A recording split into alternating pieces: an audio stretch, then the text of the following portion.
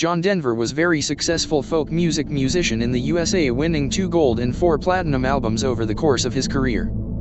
In early 1997 he commissioned a Ouija board-themed guitar from Valley Arts, a famous guitar building shop in North Hollywood, California, taking possession of it on October 1st of 1997.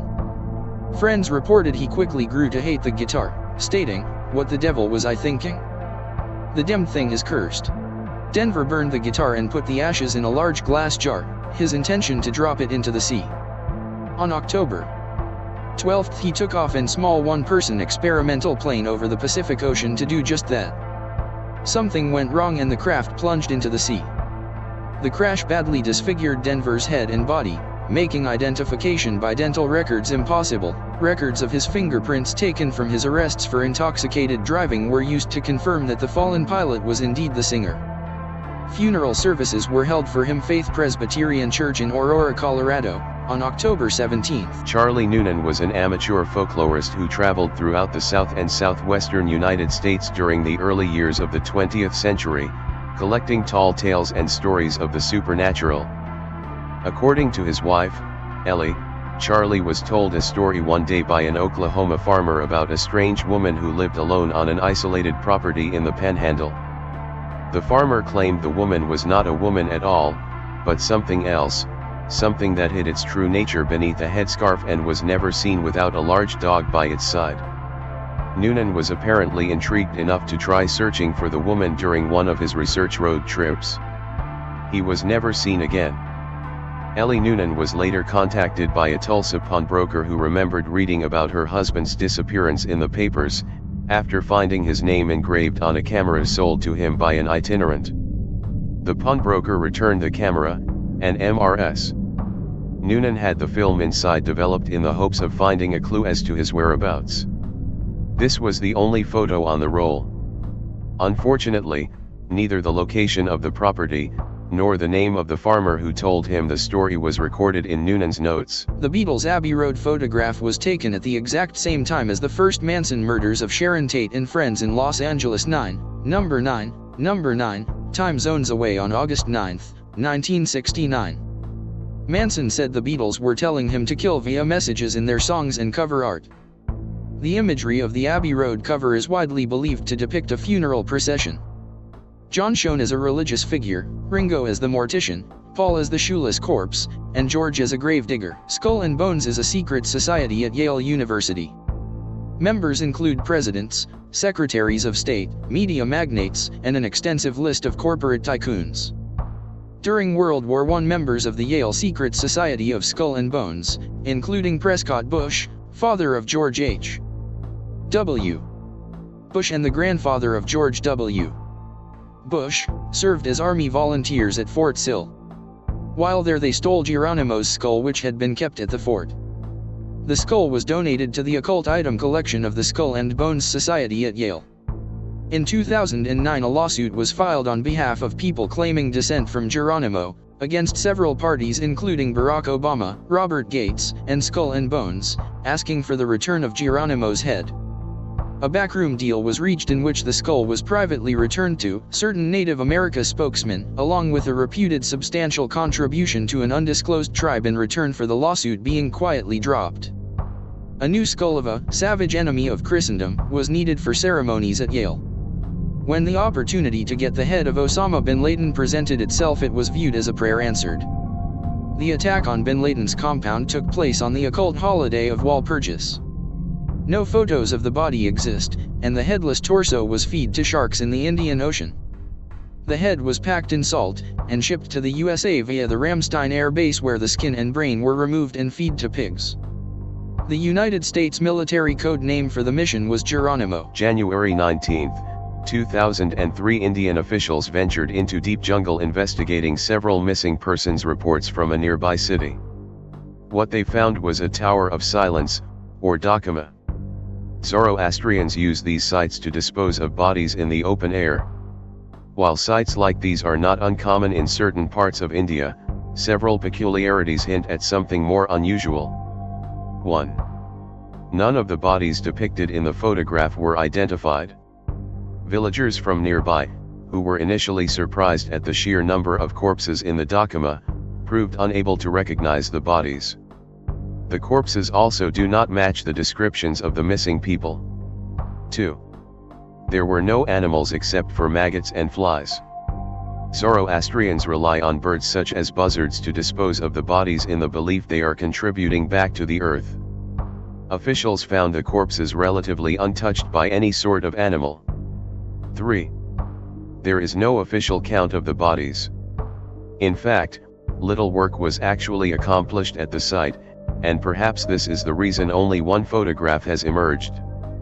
Officials avoided the spot not only because they felt uneasy looking at it, but for the following as well. 4. The deep pit in the center of the photograph was filled with several feet of festering blood. Far more than the bodies on the outside could ever supply. The stench was so unbearable many of the officials began to get nauseous when they first approached the Dakhma. The expedition was ended when a villager accidentally kicked a small bone into the pit, penetrating the coagulated surface of the pool. A massive burst of gas from the decomposing blood erupted from the pit, splashing those looking into it, along with the photographer. Those caught in the explosion were immediately sent to the hospital where they were quarantined for possible infection. They became delirious with fever, shouting about being tainted with the blood of Ahriman, the personification of evil in Zoroastrianism, despite never having admitted they had any familiarity with the religion. In fact, many of them had no idea what the Dakhma was when they had found it. Delirium tummed to insanity as many began to attack hospital staff until they were sedated. The fever eventually killed all of them. When officials returned with hazmat gear the following day, the site was empty. All the bodies had been removed and astonishingly, the pool of blood in pit had been drained. All that remained of the incident was this photograph. A photograph allegedly leaked from the Erie PA Police Department appears to show a disproportionately large handprint on a missing student's dorm room window. 19-year-old Elizabeth Hetzler disappeared from her dorm at Edinburgh University of Pennsylvania on the night of February 12, 2007. Her room was located on the third floor of the building, the door was locked, and there was no ledge outside the window. Her roommate awoke in the morning, having heard nothing unusual overnight, and simply assumed that Elizabeth had left to go to class early. The roommate later told investigators that when she noticed the handprint, she screamed, and knew immediately that everything Elizabeth had been talking about was true. It was real. The previous evening, Elizabeth had remarked to her friends that she'd had a strange experience walking back to her dorm from a late dance rehearsal. As she made her way across campus, she gradually got the uneasy feeling that someone was watching and following her. She seemed so relieved to be back in her room again, her roommate said. No trace of Elizabeth has yet been found, and investigators have called it the most baffling missing person case of their careers. Since the above image has been circulating the internet for nearly 2 years, it is difficult to say for certain if it is genuine, although it matches what students and investigators have described. Note its size in relation to the coffee pot in the foreground. Remarked Detective Stephen Brose, "You'd think our suspect would be pretty easy to spot. He must stick out in a crowd with 11-inch fingers." I found it. I couldn't find the pictures for the second story though. I enhanced the picture so you can see it better. Also, if you zoom in you can see the detail on her fingers. I'm gonna repost the story for convenience. Be me. About 4 years ago. Used to chill with friends in Basement. Basement isn't attached to house, we lived in an apartment complex and all basements were on the bottom floor. Always left door unlocked. Me and friend use Ouija board. In for Ouija board who blah. Few days or weeks later. Go downstairs to chill. Door is locked. Landlord was there earlier so I thought he locked it. Asked everyone I lived with if they lacked it. Nope. Called landlord. He didn't lock it either. Whatever. Thought maybe someone broke in and was sleeping there. Go outside around my house and look in basement window. No one was there.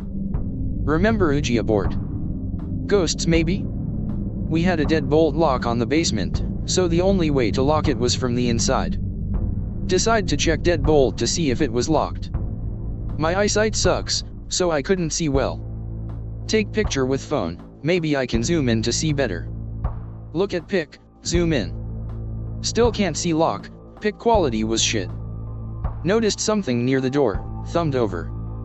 Agert, she looked pretty tall, was sitting up against the door with her hands on her knees. Dressed in all black, long black hair. Didn't look like the girl from the Grudge either or anything. I wasn't too freaked out, I was more amazed. I've never seen anything like that before. I figured she locked the door for privacy or something. This is completely true, I don't make shit up about things like this. Pic very related. I also have another story about that basement. Mom's fiancé is in the basement working out. Later comes upstairs and said he saw a dark shadow and an orange cat out of the corner of his. We don't have an orange cat. This was a few weeks after the first story. Decide to go to basement window again, look in, nothing. Take like 4 pictures. In all pictures there was a dark shadow on the right side. Underneath looked like a man laying down with some type of logo on his shirt. We had a lot of junk down there though, so it could have been something else. 4th picture. Dark shadow on the right hand side. The words Bo 0 asterisk written on the window. From the inside. Thought cool, this ghost has a sense of humor. Look closer at Boo. Pentagram drawn in the second O. I also have pictures of this somewhere, I will definitely try to find them. In Corona, California there once was a road known by most locals as the Never-Ending Road. Specifically, the road's true name was Lester Road. Now, over 20 years later, the landscape of Corona has changed, and the Never-Ending Road is no more. However, years ago, Lester Road was an unlit road that people claimed became a never-ending road when driven at night.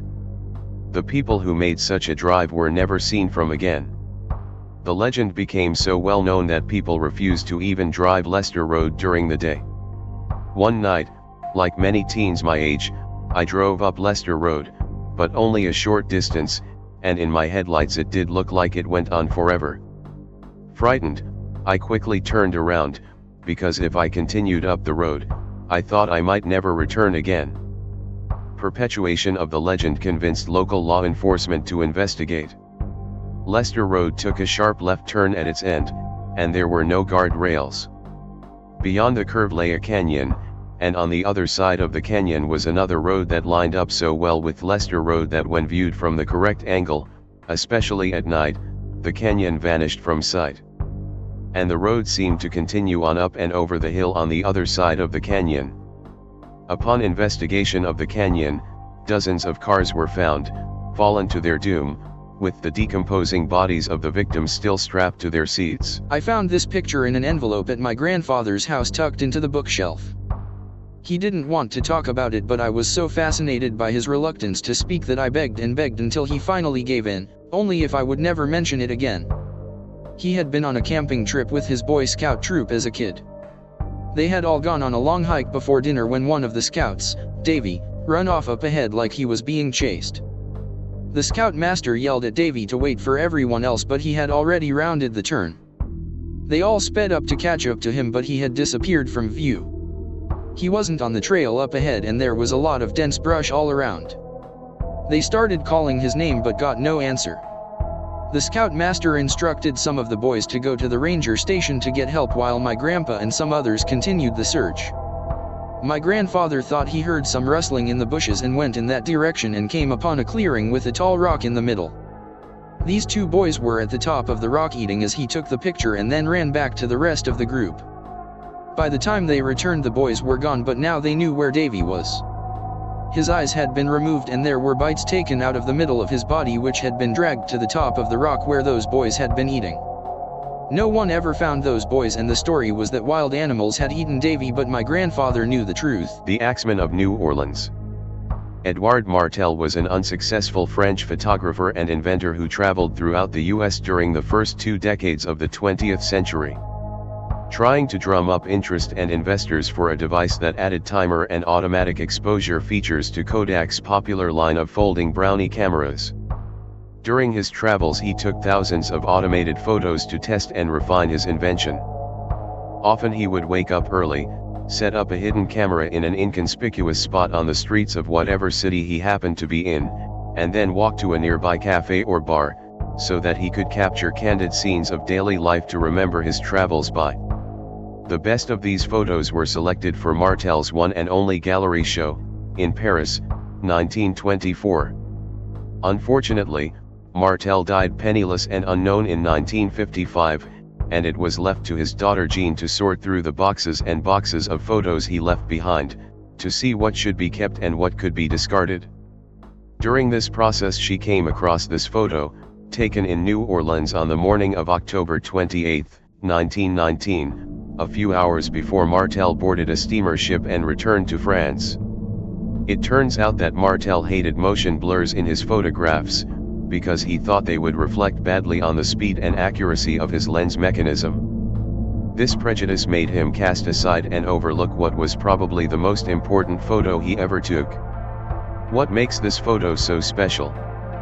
The night before it was taken, the notorious and still unidentified serial killer known only as the Axeman of New Orleans had committed his last murder, hacking Mike Pepitone to death in his bedroom and then fleeing the scene just as Pepitone's wife was discovering the body. Could this be him returning to his residence?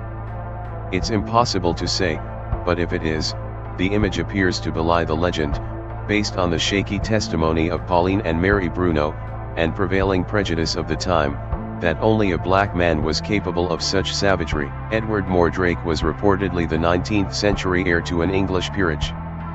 He had an extra face on the back of his head, which could neither eat nor speak, although it could laugh or cry. Edward begged doctors to have his demon head removed, because, supposedly, it whispered horrible things to him at night, but no doctor would attempt it. He committed self-end at the age of 23. Eily Palmer was not quite 4 when she experienced what her doctors would later call an acute onset of sensory hallucinations. This photo, taken by Lily's mother Annette on Halloween night, 1952, purportedly captures the arrival of her disorder. Lily and her Filipino nanny were setting out for a round of trick-or-treating when the child suddenly screamed and began to claw at her eyes. It was some time before she was calm enough to speak, but when asked what she saw, Lily repeatedly spoke about things crawling in her eyes. Several days later, while unsupervised in her bedroom, Lily punctured both of her eyes with one of her mother's knitting needles. After receiving medical treatment, she was evaluated and committed, and remained institutionalized for the rest of her life, first at Bellevue, on the east side of Manhattan, and later at the Rockland Psychiatric Center in Orangeburg, where she remained until she died of heart attack in March of 2001. A call to one of her former caregivers at Rockland confirmed that Lily's episodes were most traumatic on and around Halloween night, but for the majority of her life she could be heard begging and pleading with the staff to help her get these things out of her eyes. During one summer in the 1950s, a group of friends found an old abandoned house in the woods. They entered to see what they could find. There was a hole dug in the ground filled with water. 3 of the boys decided to swim, while the other stayed dry and took pictures of the house with his camera. 30-some years later, in 1982, a man was hiking and found an old camera. He took it to the local police station to try and find out who it belonged to. The police got the film developed. Most of it had been destroyed, except a few pictures. This picture is the last picture that was taken. It is unknown what happened to the boys' faces, or why the series of pictures abruptly ended. The kids have never been identified, and their bodies were never found. What is happening in this image still remains a mystery. In June of 1972, a woman appeared in Cedars-Sinai Hospital in nothing but a white gown covered in blood. Now this in itself should not be too surprising, as people often have accidents nearby and come to the nearest hospital for medical attention. But there were 2 things that caused people who saw her to vomit and flee in terror. The first, being that she wasn't exactly human. She resembled something close to a mannequin, but had the dexterity and fluidity of a normal human being. Her face was as flawless as a mannequin's, devoid of eyebrows and smeared in makeup. That's the other reason people were throwing up or fleeing in terror. She had a kitten clenched in between her teeth, her jaws clamped so unnaturally tightly around it to the point where no teeth could be seen. The blood was still squirting out over her gown and onto the floor. She then pulled it out of her mouth, tossed it aside and collapsed. From the moment she stepped through the entrance to when she was taken to a hospital room and cleaned up before being prepped for sedation, she was completely calm, expressionless and motionless. The doctors had thought it best to restrain her until the authorities could arrive, and she did not protest. They were unable to get any kind of response from her, and most staff members felt too uncomfortable to look directly at her for more than a few seconds. But the second the staff tried to sedate her, she fought back with extreme force. Two members of staff holding her down as her body rose up on the bed with that same blank expression. She turned her emotionless eyes towards the male doctor and did something unusual. She smiled. As she did, the female doctor screamed and let go out of shock. In the woman's mouth were not human teeth, but long, sharp spikes. Too long for her mouth to close fully without causing any damage. The male doctor stared back at her for a moment before asking, "What in the hell are you?" She cracked her neck down to her shoulder to observe him, still smiling. There was a long pause. The security had been alerted and could be heard coming down the hallway. As he heard them, she darted forward, sinking her teeth into the front of his throat, ripping out his jugular and letting him fall to the floor, gasping for air as he choked on his own blood. She stood up and leaned over him, her face coming dangerously close to his as the life faded from his eyes. She leaned closer and whispered in his ear, "I am God." The doctor's eyes filled with fear as he watched her calmly walk away to greet the security man.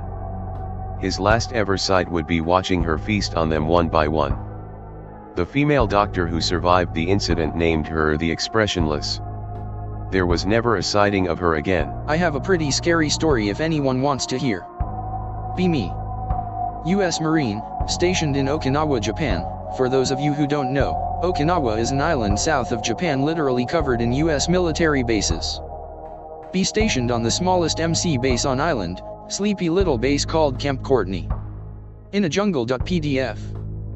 Get put on a temporary base security detail, get a job as corporal of the guard, basically just sit in a little guard shack with an office and a TV watching a radio, and if anything goes wrong you go take care of it. Quiet Thursday night on duty. Pissing rain, sucking wind, thunder, lightning, etc.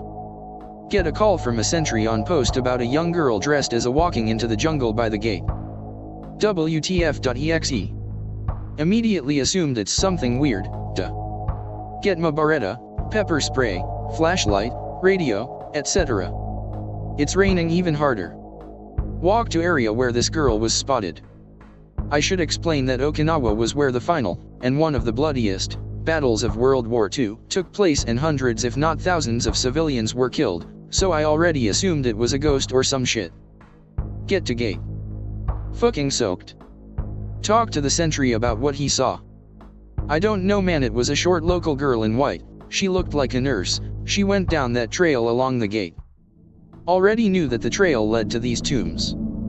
For those of you who aren't familiar, in Japan there are these big tombs everywhere, and it's extremely disrespectful to trespass. People say you'll be cursed and haunted if you do.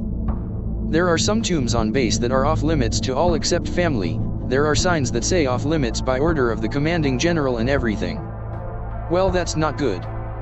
Walk up to path, shine flashlight into brush. Nothing.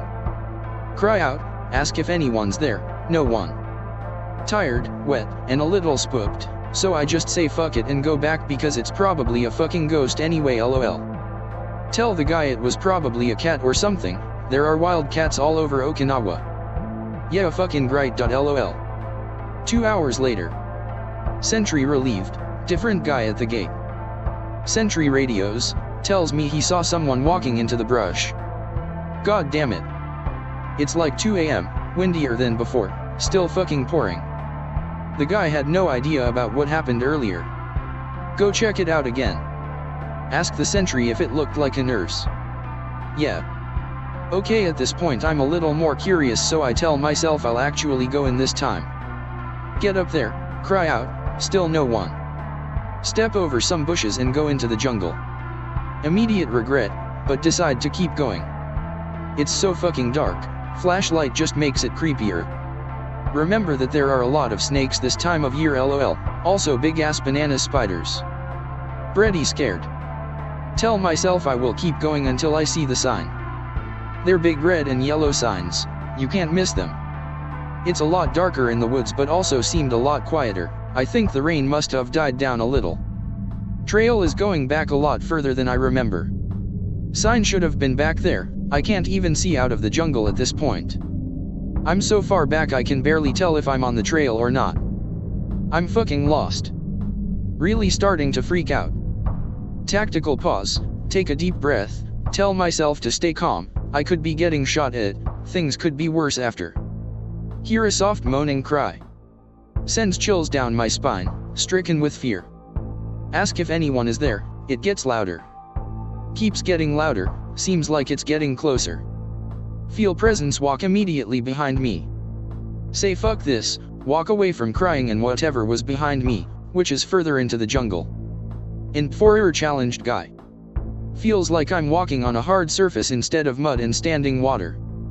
Turn on flashlight. It's cobblestone. You're fucking with me. Look around a little more. I'm within 20 feet of a giant tomb. Please whoever is buried here forgive me, I'm lost. Crying is still same distance from me as it was before, like it's following me. Stand there because I don't know what to do. Frozen with fear, crying is getting closer. All of a sudden. Blow eopcog, this is Echo 3 Alpha radio, check over. Jump 30 feet in air and scream a little, as well as shit self. Radio went off loud as fuck. Roger Lima Charlie, out. Put radio away. As I'm putting it down I notice the crying stopped. Look back up. Nurse girl is standing there at the foot of the tomb looking at me. Sends a million chills down my spine, more scared than ever. She's a short Japanese girl, must be early mid-teens. Pale as snow. Instantly turn around and run out of there. Keep running until I finally get out of the jungle. Completely different area than where I came in. Make it back to the shack, soaking wet, super shaken up. Next day I tell everyone. Guy who has been on island forever says he's seen this nurse before, same with some of his buddies. Ever since my lights in my room will turn off by themselves, hear random knocks on window, no one there, things will get knocked over etc. Still live here, still haunted AF. One day my lights turned off, my roommate and I both saw a black figure, first reaction was to take a picture. Pic related. Feel nauseous and get goosebumps every time I look at it. No, it's not fake.